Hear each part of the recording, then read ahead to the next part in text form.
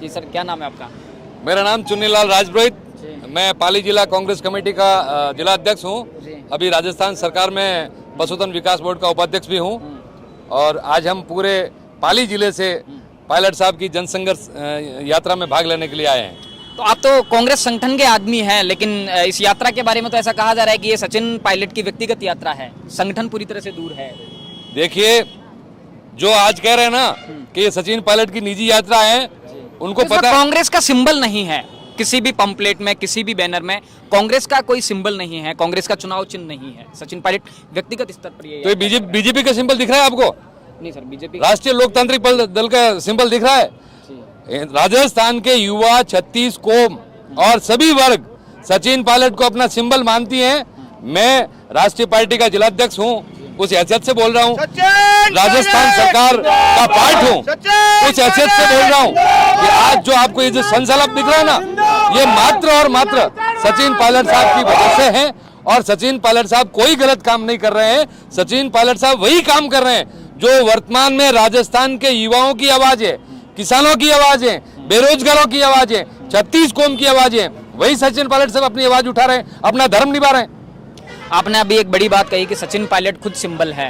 आपका क्या इशारा है कि सचिन पायलट खुद के सिंबल के साथ जाएंगे इस चुनाव में? देखिए, मीडिया वाले आप कुछ भी कह सकते हो इशारों की बात, लेकिन मैंने इससे पहले भी मेरे एक बार इंटरव्यू हुआ था, मैंने खुल के कहा था कि जहां सचिन पायलट वहां हम, जहां सचिन पायलट वहां हम, हमारा सिंबल सचिन पायलट है। और जहां कांग्रेस वहां, जहां सचिन पायलट वहां हम।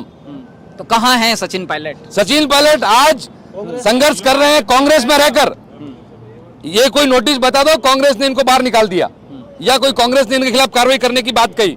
सचिन पायलट साहब कांग्रेस के लिए ही काम कर रहे हैं। और बता दूं मैं आपको, 2013 में जब राजस्थान में कांग्रेस पार्टी 21 सीटों पर रह गई थी, पायलट साहब को प्रदेश अध्यक्ष बनाया।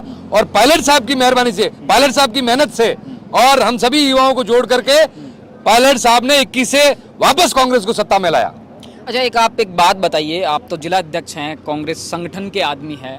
सचिन पायलट कोई भी मूवमेंट करते हैं तो अशोक गहलोत उनको मानेसर क्यों याद दिला देते हैं? देखिए, बगावत याद दिलाते हैं, ऐसा कहते हैं कि उन्होंने बगावत की है। मुझे एक बात समझ में नहीं आई, आप मीडिया वाले भी इस बात को क्लियर नहीं कर रहे हो, बड़े बड़े नेता भी क्लियर नहीं कर रहे हो। सचिन पायलट साहब मानेसर नहीं गए थे, सचिन पायलट साहब दिल्ली गए थे। लेकिन दिल्ली जाने के बाद में कुछ ताकतों ने उनके खिलाफ जो षड्यंत्र रचा था, ये बात तो पायलट ताकतें कौन थी, कौन था? ये पायलट है, ये ताकतें आप भी जानते हो है कि सचिन पायलट एक षड्यंत्र में फंस गए। सचिन पायलट कभी नहीं फंसेगा, न सचिन पायलट फंसा है, न सचिन पायलट फंसेगा। सचिन पायलट वो शख्सियत है, आदरणीय स्वर्गीय राजेश पायलट साहब को मैं इस मौके पर याद करना चाहूंगा।